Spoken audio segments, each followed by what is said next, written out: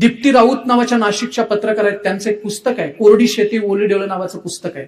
100 पानांचं पुस्तक असेल. त्यातल्या 19 नंबरच्या पानावरती एक गोष्ट आहे सर. अकोला जिल्ह्यातील कट्यार नावाचं गाव आहे. त्या कट्यार नावाच्या गावामध्ये ज्योतिताई देशमुख नावाच्या एक महिला राहतात. 2001 ला नवऱ्यानं आत्महत्या केली, 2003 ला दिरानं आत्महत्या केली आणि 2007 ला सासऱ्यानं आत्महत्या केली. 7 वर्षाच्या काळात 3 आत्महत्या झालेत एका कुटुंबात. कल्पना करा त्या स्त्रीची अवस्था काय झाली असेल.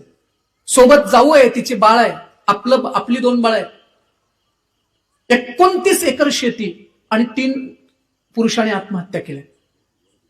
काय करायचं त्या महिलेला कळेना. घरातून बाहेर पडल्या आणि चौकशी केली, आत्महत्येची कारणं शोधली. तेव्हा लक्षात आलं की शेतीवरती झालेलं कर्ज आणि कर्जाच्या पोटी आत्महत्या केल्यात. त्या बँकेच्या अधिकाऱ्यांना भेटल्या आणि त्यांनी विनवणी केली की मी सगळं कर्ज फेडेन, हे सगळं कर्ज फेडायला तयार आहे साहेब, तुम्ही मला फक्त सहकार्य करा. कंबर कसली आणि शेती करायला सुरुवात केली. 29 एकर शेती करत असताना प्रचंड त्रास झाला.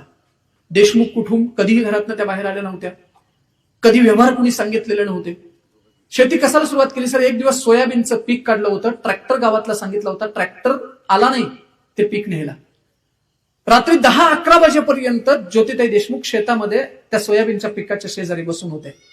गावातल्या पोलीस पाटलांना कळालं, पोलीस पाटील आले आणि ते पीक ट्रॅक्टरमध्ये भरलं. पाठीमागं त्या सोयाबीनवरती ज्योतिताई देशमुख बसल्या होत्या आणि त्यांचे विचार चालू होते, मला शेती करायची असेल तर ट्रॅक्टर चालवायला यायला पाहिजे. पुढच्या 15 दिवसात प्रयत्न करून त्यांनी ट्रॅक्टर चालवायला त्या शिकल्या आणि 2 महिन्यात नवा ट्रॅक्टर दारात उभा केला. 29 एकर शेती फायद्यात आणली. आपल्या मुलग्याला इंजिनियर केलं. सह्याद्री नवरत्न दुर्गचा पुरस्कार त्या महिलेला मिळालाय. मी तुम्हाला खरं सांगतो, संघर्ष आला म्हणजे कुटुंब संपतं, नाती संपतात असं नाही. आम्ही त्या संघर्षातून पुढे कसा येण्याचा विचार करतोय हे फार महत्वाचं आहे. पण आपल्या नात्यातलं प्रेम हरवण्याचं एकमेव कारण आहे तुलना सर. दुःखाच्या निर्मितीला एकमेव कारण आहे तुलना. आम्ही काय करतो आहोत, आम्हाला जे मिळालंय ते आनंदाचं आहे असं आपण मान्यच करत नाही आहोत.